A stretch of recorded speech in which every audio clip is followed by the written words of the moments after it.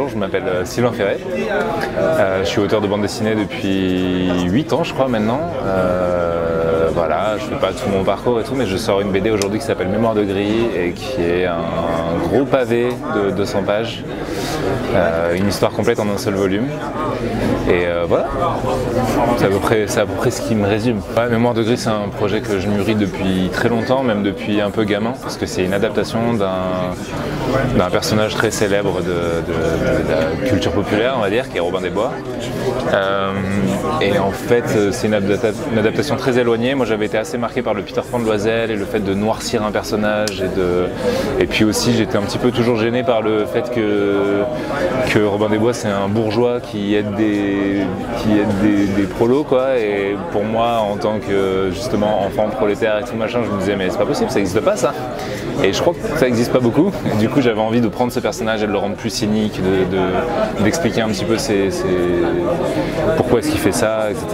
Et de créer une espèce de conte noir et tragique autour de ça, de prendre des concepts que j'aime pas trop, comme le triangle amoureux, et de les utiliser pour moi, etc. Et de moderniser un petit peu ce récit et d'en faire une tragédie. C'est parti de là. Et en fait, ça s'est transformé avec le temps. Finalement, on s'est vraiment éloigné. L'adaptation, elle est devenue de plus en plus lointaine de ce qu'est le récit original. S'il y a eu un récit original de ça, mais de ce qu'on s'en fait en tout cas. Et j'ai présenté ce projet et quand j'étais sur ma série précédente qui s'appelle Talion. Et donc c'était il y a 3-4 ans, un truc comme ça. Et ça a été un coup de cœur de mon éditeur chez Delcourt avec qui j'étais resté en super terme. Et puis voilà, en fait j'ai fait le storyboard pendant 2 ans, 3 ans en tâche de fond pendant que j'étais sur Talion. Et après je l'ai attaqué, j'ai fait l'album à peu près en un peu moins d'1 an. Et voilà, après c'est un bouquin que j'ai écrit aussi pendant les Gilets jaunes. Donc ça parle de lutte de classe, ça parle surtout d'opposition et de lien entre liberté et violence. Et donc de comment est-ce qu'on accède à la liberté, quelles sont les conditions de la liberté, est-ce que c'est nécessaire d'utiliser la violence pour l'obtenir, et qu'est-ce que la violence, d'où est-ce qu'elle vient, etc. Machin, tout ça. Et pendant les Gilets jaunes, c'était vraiment la thématique centrale, quoi. Donc voilà comment je suis arrivé à ce projet. Ouais, c'était pas particulièrement une volonté de j'en peux plus de l'ASF, mais je pense que je suis plus venu à la littérature de genre et tout par la fantasy, par Tolkien, ou sûrement par Harry Potter aussi adolescent. Donc la fantasy est toujours hyper ancrée chez moi, donc c'est sûr que je voulais faire du médiéval fantastique. Mais bon, avec l'âge et tout, etc., je me suis un peu éloigné de mes grands rêves de high fantasy et tout, machin, etc. C'est des trucs qui me touchent peut-être un petit peu moins aujourd'hui. Donc j'avais vraiment envie de faire surtout un récit social à la base qui aurait pu être totalement réaliste. Et en fait j'ai eu envie juste d'ancrer des petits trucs de fantasy et d'utiliser un petit peu des formes de narration que j'aime bien, avec beaucoup de narration à puzzle et plein de mystères imbriqués et tout, etc. Et de faire naître un petit peu de fantasy là-dedans, mais la fantasy dans Mémoire de gris, elle est liée qu'à un seul personnage et elle est assez obscure et peu expliquée, quoi.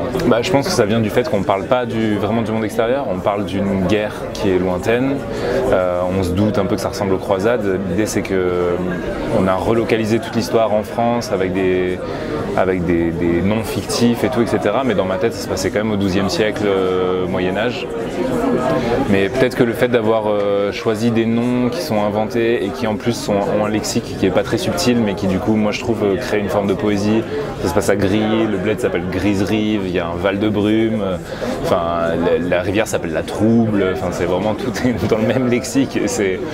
Et donc je pense que peut-être ça crée cette espèce de climat anxiogène et le fait qu'on parle peu du monde extérieur, quoi. À la base des recherches sur ce que je voulais adapter, quoi. Un petit peu de recherche sur d'où ça vient Robin des Bois, etc. Là j'en parle beaucoup, en général j'en parle peu et on n'a même pas communiqué sur le fait que c'était une adaptation, parce que c'est vraiment quand même très très éloigné, mais il y a des petits clins d'œil, quoi. Mais j'ai fait vraiment des clins d'œil hyper subtils par contre pour les gens qui sont vraiment des gros connaisseurs et qui ont envie de se renseigner sur d'où ça vient. C'est vraiment un récit médiéval qui a été d'abord transmis à l'oral, on a vraiment du mal à en récupérer des traces, et comme beaucoup de contes anciens, il y a des trucs ultra violents avec le personnage et tout que j'ai aussi utilisé et retranscrit et tout. J'ai fait des recherches un petit peu sur les systèmes politiques de l'époque et tout machin, mais bon, comme c'était fictif, je pouvais un peu faire ce que je voulais. Et après beaucoup de recherches graphiques Mais il y a beaucoup de recherches sur l'adaptation. Par exemple, il y a un chêne majeur qui est une espèce de chêne millénaire et qui est utilisé par un personnage pour en gros raconter un petit peu la méta-histoire, c'est-à-dire ça parle aussi beaucoup de Mémoire de Gris, ça parle aussi beaucoup de comment est-ce qu'on adapte nos histoires, nos légendes, comment est-ce qu'on les retranscrit avec le temps, suivant l'époque, la morale de l'époque, etc. Et il y a ce chêne majeur là qui est millénaire et qui est sûrement un observateur de ce qu'ont fait les humains, de leurs légendes et tout. Et en fait, c'est inspiré du Major Oak, qui est un arbre qui est dans la forêt de Sherwood en Angleterre, et qui existe réellement, quoi. Voilà, donc il y a des petites recherches comme ça, mais après, au-delà de ça, c'est vraiment une fiction pure et dure, quoi. Et ouais, c'était vraiment pas du tout pensé comme une série. Moi, j'ai fait 7 albums en format franco-belge traditionnel, 60 pages, et dès le départ, je me suis senti très étriqué dans ce format. J'avais vraiment du mal à trouver une liberté narrative, à avoir vraiment des variations de rythme et tout, etc. C'est un truc que je trouvais très compliqué et j'avais l'impression de ne pas arriver à émouvoir les lecteurs avec ça, ou en tout cas à être bloqué.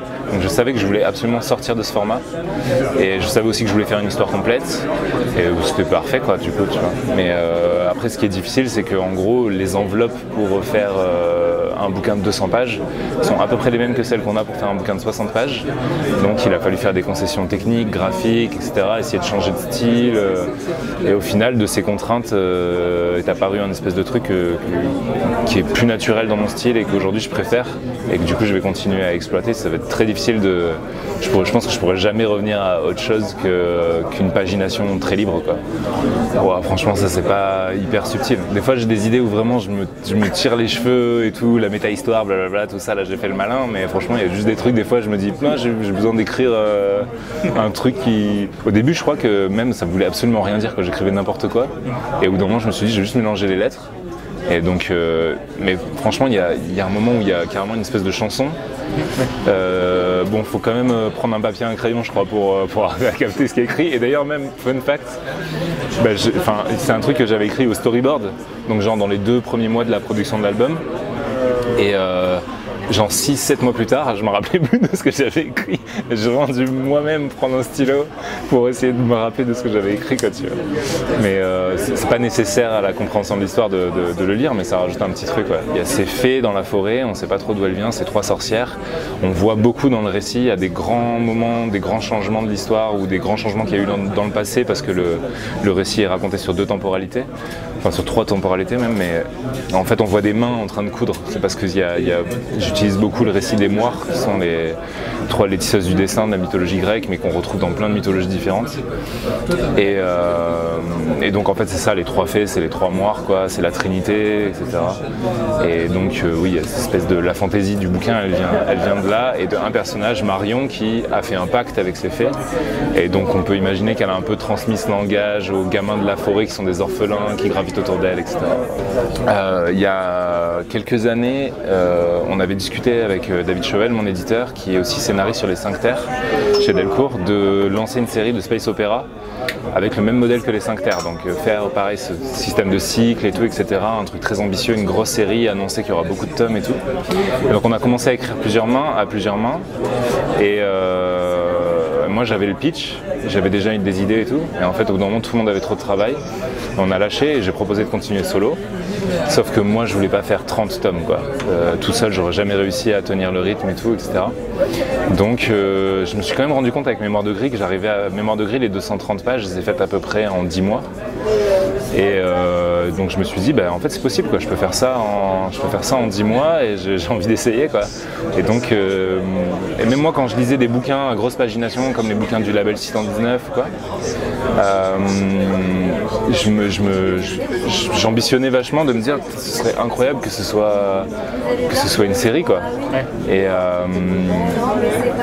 Et je sais que c'était très compliqué parce que c'est des albums qui prennent énormément de temps aux auteurs et tout, mais moi je commençais à trouver un processus qui me permettait de le faire. Donc je me suis dit vas-y, let's go. Et donc on a eu l'ambition de créer une nouvelle série de space opéra.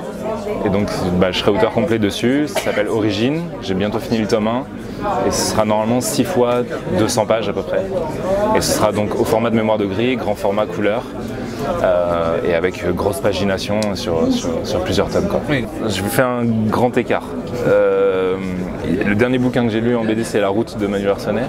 Je suis pas sûr d'avoir envie d'être dans la tête de Manu Arsenet, mais ça fait partie des auteurs qui m'ont vraiment amené à la bande dessinée et qui m'ont fait avoir des émotions dans la bande dessinée pour adultes, on va dire. J'en avais déjà beaucoup dans le manga, mais dans la bande dessinée, assez peu.